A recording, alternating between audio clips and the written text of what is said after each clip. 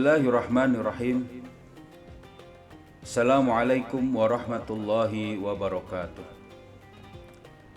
Alhamdulillah, nahmaduhu wa nasta'inuhu wa nastaghfiruh wa na'udzu billahi min shururi anfusina wa min sayyiati a'malina.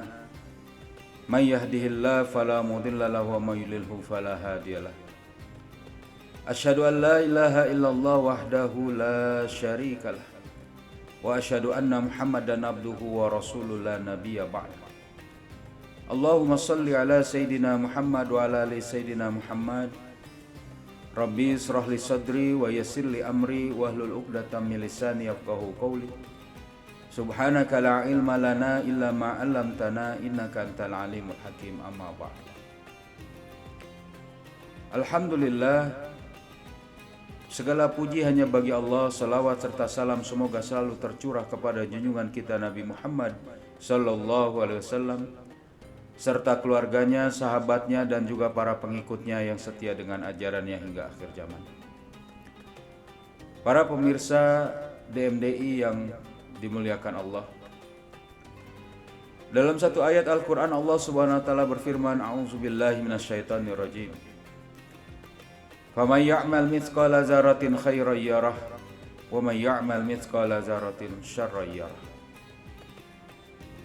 Dalam surat Al-Jaljalah ini Allah Subhanahu wa taala mengatakan kepada kita, siapa saja yang melakukan kebaikan sebesar zarah maka akan dibalas kebaikan itu. Dan juga siapa saja yang berbuat keburukan walaupun sebesar zarah maka juga akan dibalas keburukan itu. Pemirsa DMDI yang dirahmati Allah, ayat ini menunjukkan kepada kita bahwa tidak ada perbuatan manusia satupun, baik itu kecil ataupun besar, kecuali akan dihisab oleh Allah Subhanahu wa taala. Kecuali akan dibalas oleh Allah Subhanahu wa taala.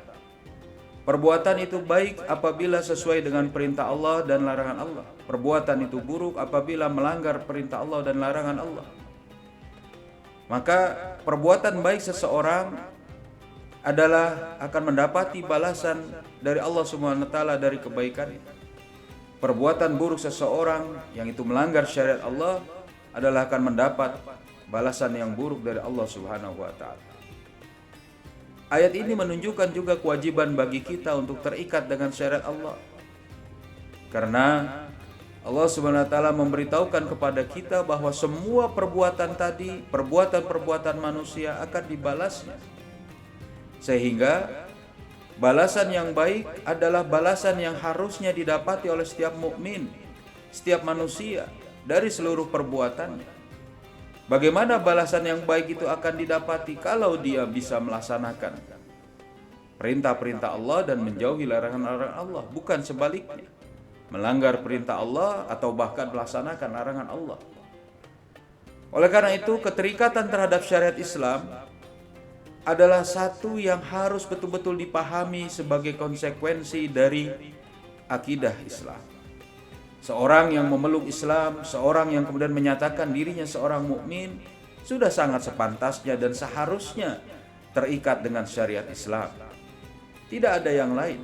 Bukan terikat dengan akidah kufur, bukan terikat dengan syariat kufur, bahkan bukan terikat dengan syariat kapitalisme, sosialisme, ataupun bahkan marxisme dan juga hedonisme atau syariat-syariat lain yang ada pada kehidupan manusia.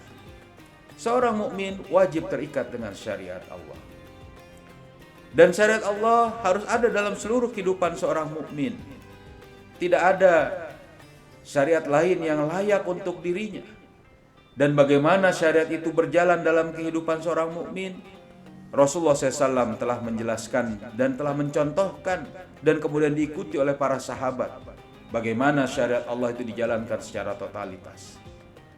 Rasulullah SAW mengatakan dalam salah satu hadis, Alaikum bisunnati wa sunnatil khulafa'ir rasyidin al-mahdiin, addu 'alaiha binawajis.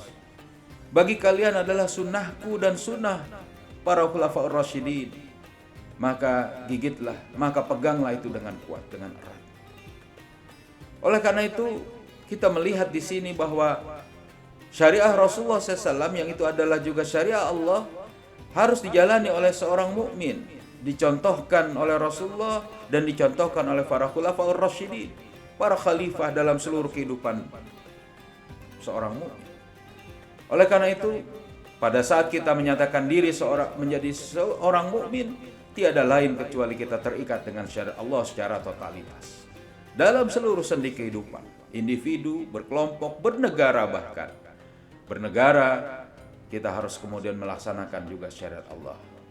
Contohnya adalah sebagaimana yang dilakukan oleh para khulafaur rasyidin. Ada pemimpin, ada seorang khalifah yang menjalani dan menjaga seluruh syariat Islam. Inilah yang kemudian menjadi konsekuensi kita sebagai seorang mukmin, terikat dengan syariat Allah Subhanahu wa taala. Semoga kita bisa memperjuangkan penerapan syariat Allah Subhanahu wa taala, dan juga semoga kita bisa melaksanakan seluruh syariat Allah dalam seluruh sendi kehidupan kita, agar semua catatan amal ibadah kita adalah catatan yang baik, catatan yang akan dibalas dengan surga Allah Subhanahu wa taala. Amin ya rabbal alamin.